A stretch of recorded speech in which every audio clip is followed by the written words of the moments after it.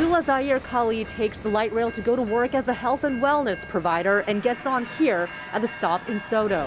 He pays his fare now, but that wasn't always the case in the past. There were some days I could not pay.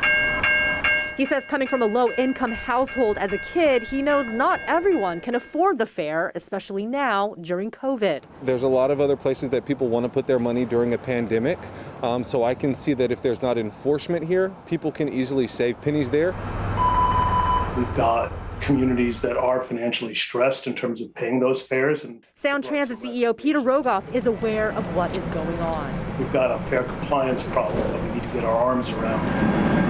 Rogoff says it's not just one group or community that doesn't pay. He noticed it during the Mariners' run for the playoffs last fall. Folks are paying $60, $80, $100 for a seat. They're paying $13 a pop for a beer. And then they came down to Stadium Station and they weren't tapping on and they weren't buying tickets. We need to reverse that. In 2021, Link Fare only covered 5% of operating costs, according to Sound Transit. That's down from 32% in 2019 before the pandemic. And total fare revenue from light rail, express bus, and Sounder dropped from about $100 million in 2019 to $30 million in 2020.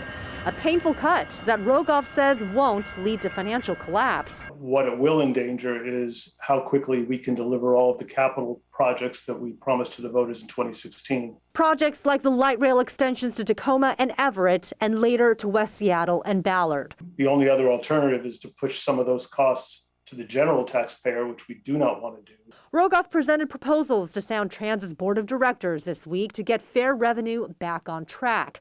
It includes increasing the number of fare ambassadors to check that riders pay and make the fare process more equitable by letting more low-income riders know they are eligible for paying less. $3 may be small to some people. It wasn't to me last year, but this year it is. So I think that should be factored in. That was Christine Payne reporting. People with low incomes could qualify for the low-fare ORCA cards known as ORCA Lift. For more information on eligibility, you can call King County's Community Health Access Program. The number is 1-800-756-5437.